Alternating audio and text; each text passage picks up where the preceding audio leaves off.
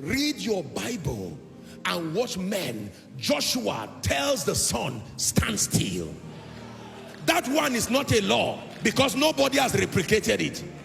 That one, oh, is not a law. How do you look at the sun and tell it to stand still?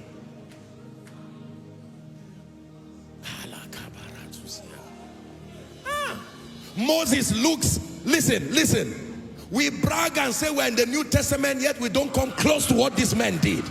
Listen, I'm telling you, my spirit is fired up right now. A man, an ordinary man, leading 2.5 million people. He stands at the Red Sea, a stammerer, and he holds his stick and drops it on that water. And it's not a parable. It parted hither and thither. Hear me.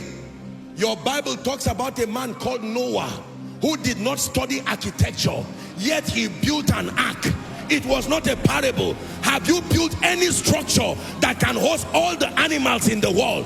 And that, listen, the best of the structures in the world have been victims of tsunamis, have been victims of all kinds of tornadoes and volcanoes. But that which Noah built, no pillar to the ground, standing on water, yet it did not sink. What technology did he deploy?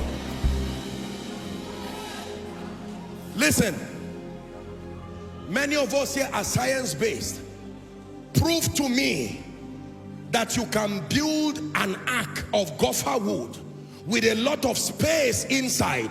Are we together? And put all the animals in the world. That weight must make it sink. Are we together? All the animals in the world. And then the heavens give rain. And the earth also gives rain. And yet it does not capsize. It does not turn around. Come on. There are realms beyond science. There are realms beyond physics. There are realms that only intimacy can take you there. Please, believers, hear me. I speak to an intellectual generation. I respect your intellect, but there are realms and virgin dimensions in the spirit that it takes hunger and a press that men can access power. Power that science cannot explain. There are dimensions of grace. I'm telling you, there is a generation. Every generation will not fail. I assure you, there is a generation that will get it. There is a generation that will get it.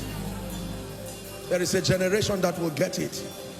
It is a hunger in the heart of God. Every generation will not miss it. I have watched the videos of God's generals. By the privilege of God's grace, I have heard of the things that they did. I have read about the church in Nigeria, the mighty men and women who God used, and we salute everything they have done. But like every generation, we also saw their limitations. I'm telling you, there is a generation that will demonstrate God to the earth, that will dumbfound principalities and powers. Living, walking miracles. Living, walking miracles. Living, walking miracles. There are thrones.